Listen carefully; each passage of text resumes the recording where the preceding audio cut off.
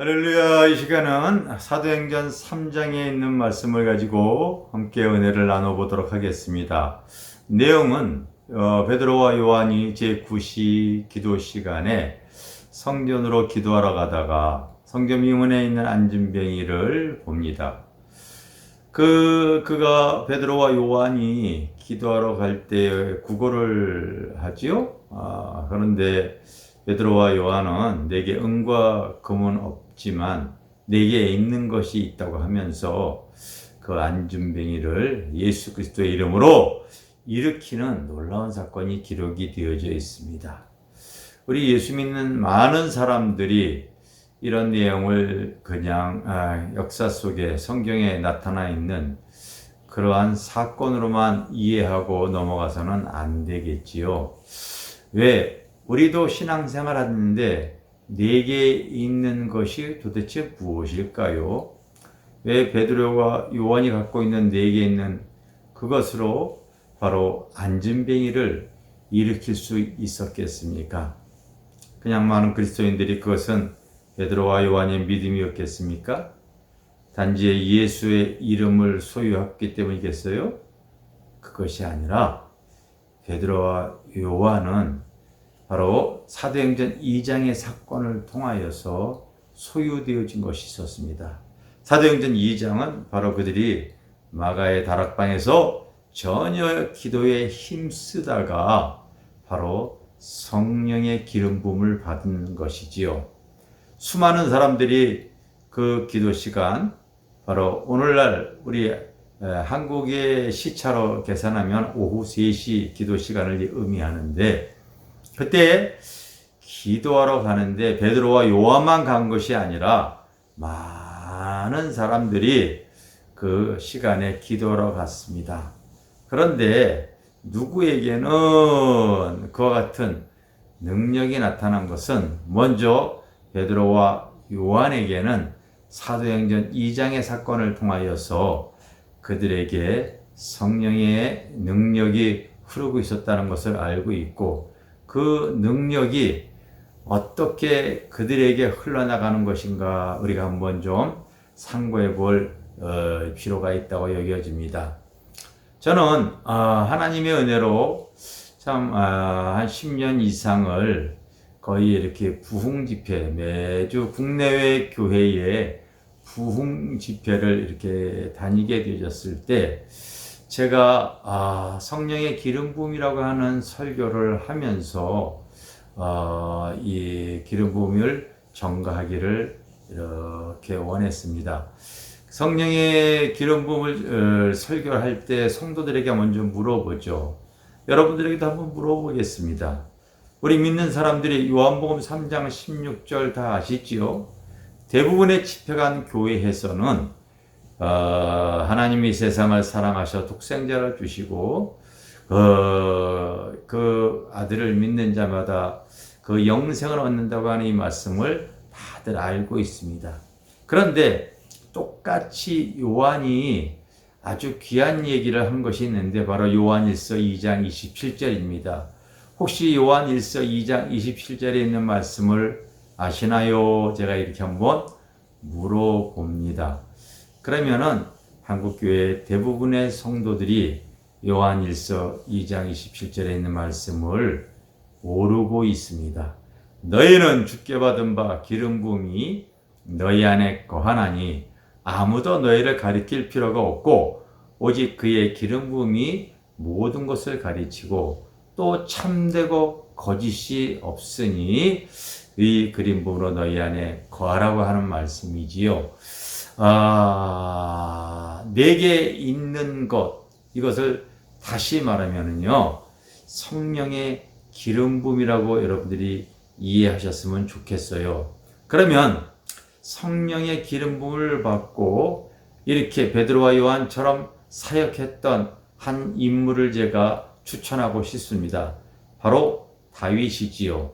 사무엘상 16장에 보면은 목동이었던 평범한 다윗에게 사무엘이 가서 그 다윗에게 기름을 붓는 내용이 나옵니다.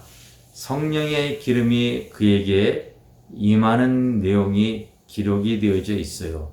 그때부터 다윗은 그의 삶에 성령의 기름 부음으로 성령의 나타남이 있는데, 성령은 꼭 상황에 맞게 역사하십니다.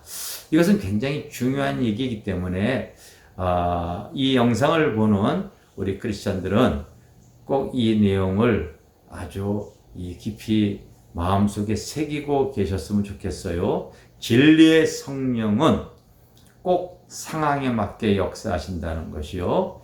바로 이 사무엘을 통하여 성령의 기름 부음을 받은 다윗에게 사실은 그 기름 부음에는 선지자와 제사장과 왕의 권세가 흐르는 것을 얘기를 하는데, 그의 현 상황은, 당시에 처한 환경은 바로 목동이었어요. 목동이다 보니까요, 양들을 칠 때 예전과 다른 상황이 생기기 시작했습니다. 바로 무엇이냐면은, 그 이전에도 이 다윗이 양을 치면서 바로 찬양을 불렀을 때도 아무 일어나는 현상이 없었지만은, 사무엘을 통하여 기름 부음을 받았을 때에 이 다윗에게는 바로 이제 치유의 역사, 바로 치유의 기름 부음이 흐르기 시작했죠. 여러분, 사무엘상의 다윗이 기름 부음을 받고 나서 그 나오는 바로 다음 구절이 뭔지 아십니까? 바로 그 당시 이스라엘의 왕이었던 사울에게 악신이 들어가서 오늘날 정신질환으로 고통을 받는 내용이 나옵니다. 왜 다윗이 기름부음을 받았을 때 그 다음 상황이 사울에게 악신이 들려서 고통당하는 상황이 나올까요? 바로 하나님은 이 다윗을 통하여 그 치유의 기름 부음이 삶의 현장에 드러나게 하기 위해서 그와 같은 현실 상황이 지금 펼쳐지게 되어지는 거죠. 하나님이 치신 병은 의술이나 민간요법이나 어떤 방법으로도 치유가 안 되어집니다. 고통당하던 사울은 할 수 없어서 자기의 문제를 해결할 수 있는, 자기의 질병을 치료할 수 있는 사람을 찾았는데 바로 다윗이었어요. 다윗이 성령의 기름 부음을 받고 노래를 부를 때 그 양들이, 비실비실하고 병 걸린 양들이 튼튼해지고, 또 다른 목동들이 집에서 부부싸움을 했거나 아주 정신질환으로 고통당할 때 다윗의 찬양 소리에 고침을 받는데, 그것이 당시 사울의 이 청와대에 살고 있는, 오늘날 청와대에 살고 있는 사울왕의 귀에까지 들어가게 되어져서 바로 이 다윗이 바로 사울에게 초청을 받아서 그 앞에 가서 또 그는 비파와 바로 하나님을 그곳에서 찬양을 부를 때에 치유의 기름 부음으로 사울이 고침받는 내용이 나옵니다.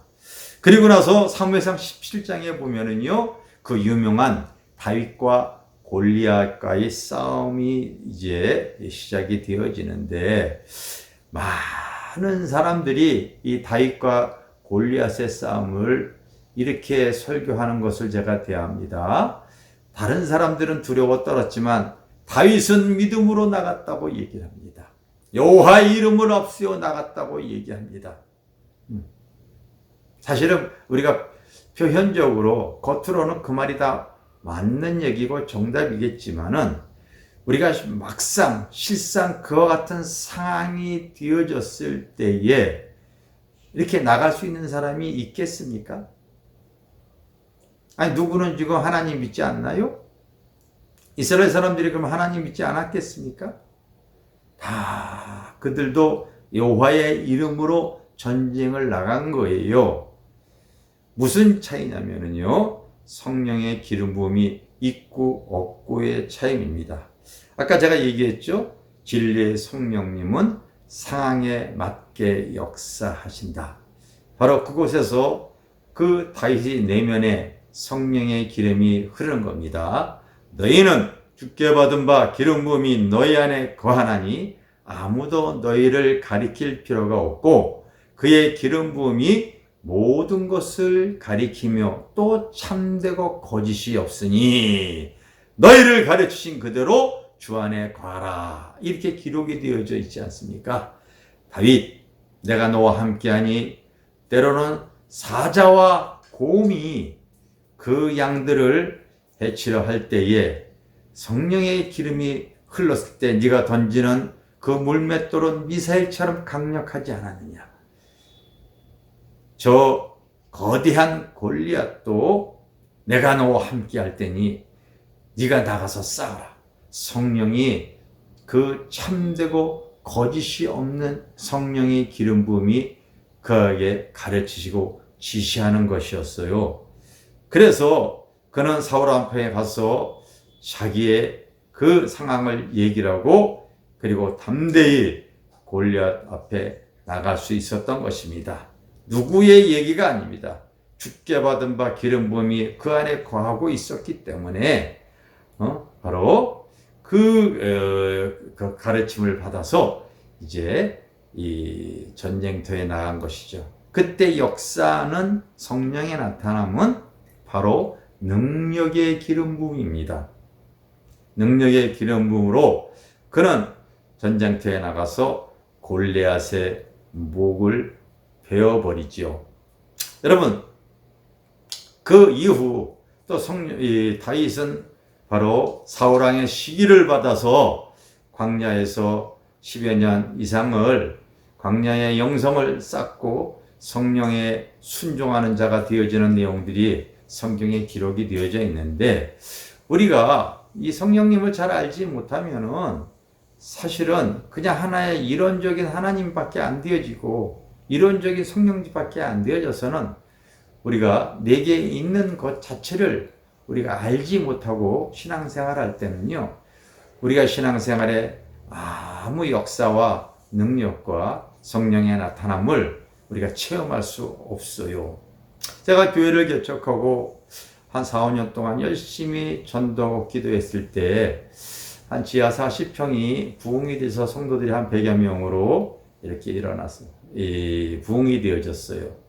그래서 서울 강서구 화곡동에서 목회하다가 거기서 한 서너 정거장, 한 두세 정거장 거리에 등촌동이라고 하는 곳에 상가 건물이 나와서 한 100여 평 되는 건물을 사서 이전을 하게 되어졌습니다.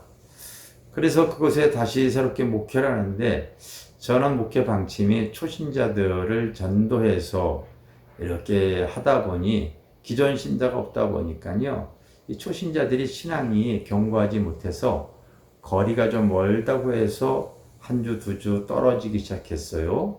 어느 주는 한 10대 명 이렇게 막 나가고 그러다 보니까 아내가 사랑하는 성도들이 거리가 멀다고 시험이 들어서 자꾸 빠지다 보니까요, 마음에 병이 오고 그리고 눌림을 당하기 시작했어요. 그래서 어느 날 자기가 성도들이 자꾸 떨어지는 것이 참 이게 힘들어 자기가 목회를 쉬고 싶다고 하고 해외에 나가서 선교사로 이렇게 살았으면 좋겠다고 하는 의사를 표현했었습니다.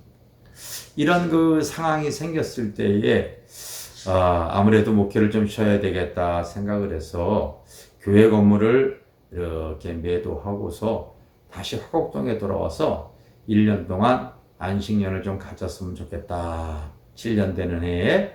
그래서 거기 다시 화곡동에서 빌라를 하나 좀 넓은 좀 큰 화곡동에서 한 36평 정도 되는 빌라인데 그게 좀 넓은 거였어요.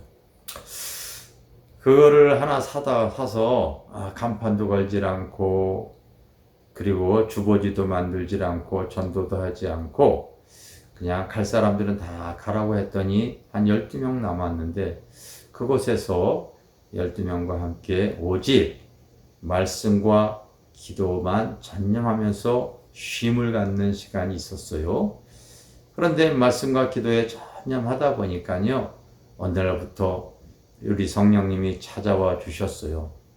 그래서 이 성령님께서 찾아와서 우리가 기도할 때 보면은요, 다양한 어떤 성령의 감동, 체험, 역사, 이런 것들이 많이 드러나기 시작했습니다. 내게 있는 것들이 무엇인가? 나는 우리 독자 여러분들이 좀 알기를 원합니다.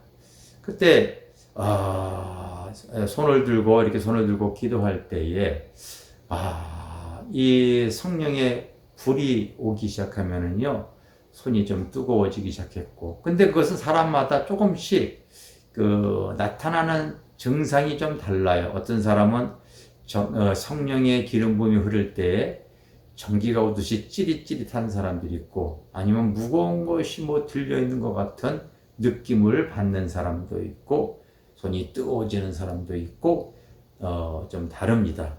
그러나 성령이 나타날 때 나타나는 증상이, 몸으로 나타나는 증상이, 그런 증상이 이렇게 있습니다. 저는 이렇게 방언으로 기도하다가 불이 임하게 되어지면 손이 뜨거워지고 그랬어요. 그때 아픈 성도의 이 환부에 손을 얹으면은 그 치유가 되어지는 거예요. 그 몇 명 안 되는 성도들을 다 치유하고 났더니 그것도 외부에 있는 사람들을 또 이렇게 불러와서 또 치유하게 되어졌는데, 그 중에 초창기 때 남아있는 성도들 중에서 어떤 성도가 있었냐면은요, 어렸을 때에 초등학교 다닐 때 교통사고로 큰 사고를 당했는데 눈이 하나 실명이 되어진 청년이 하나 있었습니다. 눈이 실명이 돼서 영등포에 있는 김한과라고 한국의 유명한 병원에 가서 검사를 해봤더니 시신경이 다 망가져서 눈을 치료를 할 수는 없고, 가끔 이 눈이 검은 자위가 뒤집어져 가지고 흰 자위만 보면은 사회생활하기가 무척 힘드니까 그렇게 되지 않도록 이렇게 고정하는 수술만 받았던 자매가 있었습니다. 그래서 그런데 이 기도하다가 자꾸 허리 아픈 사람 허리에 손을 얹으면 치유가 되어지고, 어떤 사람 환상으로 귀신이 보이면 또 축사하면 귀신이 떠나고, 자꾸 되어지다 보니까 손에 불이 왔을 때 그 장님이 되어진 그 자매에게도 손을 얹으니까요, 눈을 뜨는 거예요. 그래서 너희는 주께 받은 바 기름 부음이 너희 안에 거하나니 아무도 가르칠 필요가 없고 오직 그의 기름 부음이 모든 것을 가리키는 이 말씀을 제가 이제 깨닫게 되어지고, 베드로와 요한도 내게 있는 것을 너에게 주기를 원한다. 이것은 바로 성령의 기름 부음이었습니다. 많은 사람들이 우리가 현실 세계를 살아갈 때 어떤 모습으로 살아가냐면요, 바로 본능의 단계에 속해서 살아가는 사람들이 참 많습니다. 본능의 단계는 오감으로 살아가는 것이죠. 짐승이 그렇게 살아가고 있어요.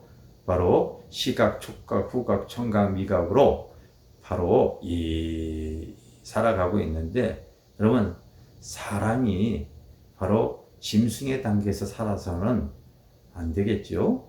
또 어떤 사람은 육감으로 살아가요. 자기 생각, 자기의 경험, 자기의 자아가 옳다고 하는 것을 주장하며 살아가는 사람들이 참 많이 있습니다. 어떤 사람은 자기가 하나님이 되어져서 자기가 아닌 것은 다 나쁘다고 표현하고, 자기가 옳다고 하는 것은 다 옳은 줄만 알고 자기 자신을 내려놓지 않는 그런 사람들도 많이 있어요. 세상에 똑똑하다는 사람이 바로 내일도 알지 못하는데, 바로 우리 육신이 죽었을 때 죽음 위의 삶에 대해서 먼저 들은 어떤 세상적인 지식이나 자기의 견해로 바로 내세에 대한 그 잘못된 견해를 아주 견지해 나가는 모습을 보면은 참 안타깝기 그지없습니다.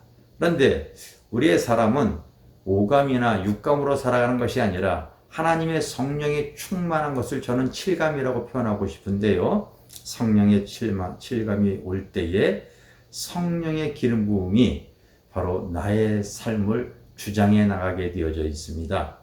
그래서 바로 머리로부터는요, 바로 지혜의 성령, 지식의 성령, 영분별의 은사와 같은 성령이 흐르게 되어지게 있고요.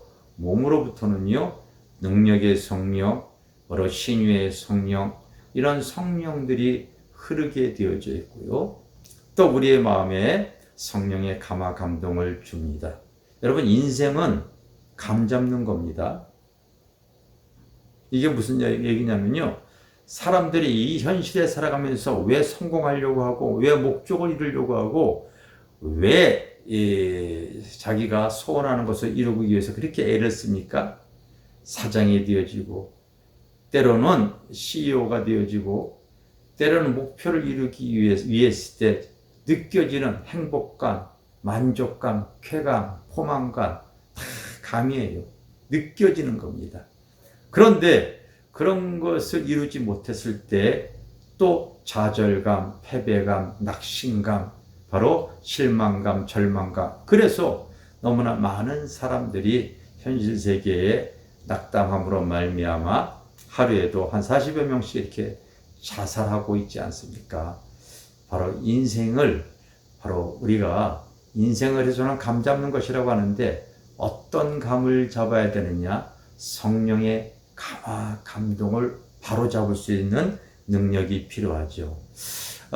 짧은 영상이기 때문에 이걸 좀 자세히 나중에 목회자 집회나 이 사역할 때, 사역의 전가를 할 때에 제가 이런 것들을 이렇게 좀 풀어놔 드리기를 원하는데, 결국 내게 있는 것은 내 안에 계신 성령의 기름 부음으로 살아갈 때 성령은 나타나게 되어집니다. 이와 같은 이 진리를 소유하시고 꼭 성령의 충만함과 성령의 나타남을 사모하는 귀한 우리 한국교회 크리스찬들 되어지기를 주님의 이름으로 축복합니다.